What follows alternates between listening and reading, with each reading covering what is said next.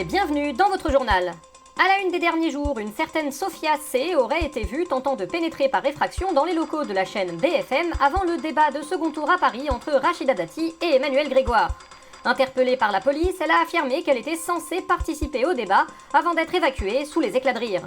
Guerre en Iran, après que Donald Trump a demandé l'aide de l'OTAN pour débloquer le détroit d'Ormuz, le secrétaire général Mark Rutte lui a rétorqué qu'il n'avait pas les cartes en main et qu'il n'avait jamais dit merci.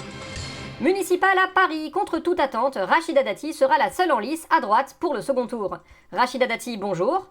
Rachida Dati, que pensez-vous du retrait de M. Bournazel et de la fusion de sa liste avec la vôtre? Je pense que Pierre-Yves Bournazel a fait le bon choix et je salue son esprit de responsabilité et d'union. La division ne doit pas avoir sa place à droite. Oui, certes. Mais que pensez-vous du fait que Bournazel lui-même ait refusé d'être dans la liste et ne vous soutienne clairement pas pour le second tour? Hein? Et le fait que Sarah Knafo, la candidate néo-nazie, vous soutienne, ça ne va pas vous faire perdre à gauche ce que vous allez gagner à droite? Alors?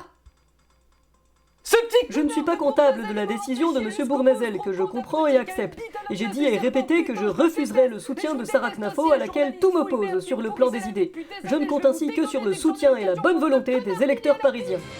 L'autre enseignement des municipales, c'est le changement de trajectoire qui a pu être aperçu à gauche et que nous allons observer ensemble. Regardons ces deux spécimens. Plus jamais PS, c'est que des méchants qui arrêtent pas de nous taper dessus. Mélenchon, c'est un sale antisémite. Et de toute façon, il nous aime pas. Et attention, les résultats du premier tour s'approchent. Fusion partout là où c'est possible. Je suis d'accord pour des accords politiques avec le Parti Socialiste. L'union de la gauche est très important. On peut aussi faire des fusions... Observez la subtilité de cette évolution.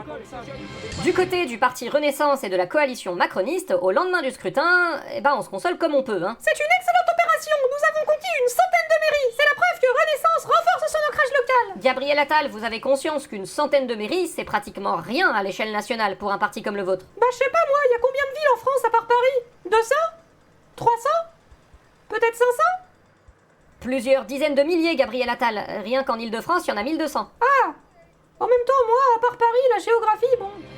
Du côté du Rassemblement National, on se félicite d'avoir fait réélire plusieurs maires dès le premier tour avec des scores encore plus élevés, comme Steve Briouat à Hénin-Beaumont et Louis Alliot à Perpignan.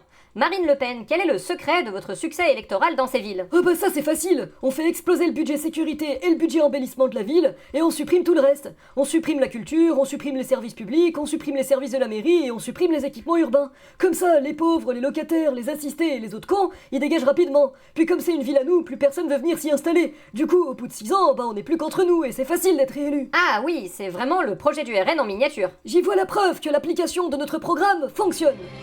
Pour notre entretien du jour, nous nous retrouvons avec le candidat socialiste à la mairie de Paris, Emmanuel Grégoire. Emmanuel Grégoire, bonjour. Bonjour. Emmanuel Grégoire, vous êtes considéré comme favori pour l'emporter ce dimanche aux élections municipales, mais malgré tout, ça risque d'être un vote très serré. Je ne m'inquiète pas plus que ça. Mon projet est crédible, je suis serein et droit dans mes bottes. Je pense que je vais l'emporter. Et vous ne craignez pas que la fusion de la liste Dati avec celle de Pierre-Yves Bournazel ne rebatte les cartes? Eh bien, pas vraiment, vu que M. Bournazel ne fait que la torpiller depuis le début. C'est le meilleur cheval de Troie qu'elle pouvait espérer. Et pourquoi ne pas avoir cherché à obtenir le ralliement ou le retrait de la liste conduite par Sophia Chikirou? Parce que j'ai pas besoin d'elle. Je vais pas réduire la taille de ma majorité pour ses beaux yeux alors que je peux gagner tranquillement. Tranquillement, il faut s'attendre à un vote serré vu la configuration du second tour. Mais non, je suis pépère, Dati est foutu, Knafo va lui piquer des voix sur sa droite, je suis tranquille, je vous dis. Ah, vous n'aviez donc pas vu que Sarah Knafo avait retiré sa candidature?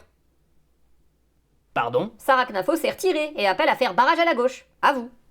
Mais pourquoi personne me l'a dit avant? Ah bah oui, d'autant plus que maintenant, pour rappeler Sophia Chikirou, c'est un peu trop tard. Et merde! Et si les socialistes parviennent à laisser Paris à la droite alors que la gauche vient d'y faire son meilleur premier tour de son histoire, je pense qu'on pourra tous rire jaune. Nous vous souhaitons une soirée. À bientôt!